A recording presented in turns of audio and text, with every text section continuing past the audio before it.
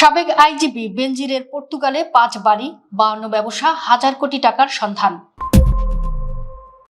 এই যে হাজার দুয়েক লোক টোকাইয়ে নিয়ে আসবো, আমরা বাড়ি বাড়ি থেকে টোকাইয়ে নিয়ে আসবো, মাটির তলায় ঢুকলে সেখান থেকে বের করে নিয়ে আসবো।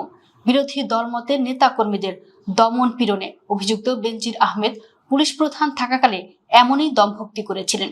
জুলাই গণঅভ্যুত্থানে আওয়ামী লীগ ক্ষমতাচ্যুত হওয়ার আগে দুর্নীতি, অর্থ আত্মসাৎ, জমি দখল সহ নানা কেলেঙ্কারির সামনে এলে গোপনে সপরিবারে দেশ ছেড়ে পালান।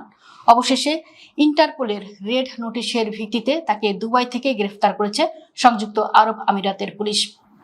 দুর্নীতির মামলায় বেনজির গ্রেফতার হওয়ার পর তার অবৈধভাবে অর্জিত সম্পদ নিয়ে আবারও আলোচনা তৈরি হয়েছে।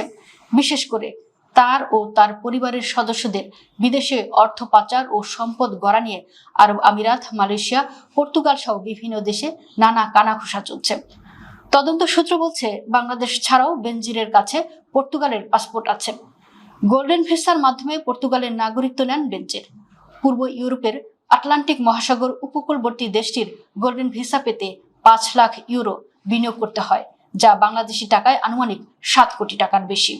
এছাড়া তার কাছে সংযুক্ত আরব আমিরাতের বসবাসের অনুমতিপত্র ছিল।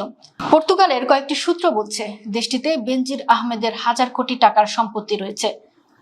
তার অন্তত ৫২টি ব্যবসা প্রতিষ্ঠান ও ৫টি বিলাসবহুল বাড়ির খবর পাওয়া যায়। এসব সম্পত্তি বেনজির আহমেদের চাচাতো ভাই ও কতিপয় আওয়ামীপন্থী প্রবাসী সাংবাদিক দেখভাল করেন বলে জানা গেছে। তবে এসব বিষয় নিয়ে সরাসরি কেউ নাম প্রকাশ করে কথা বলতে চাননি।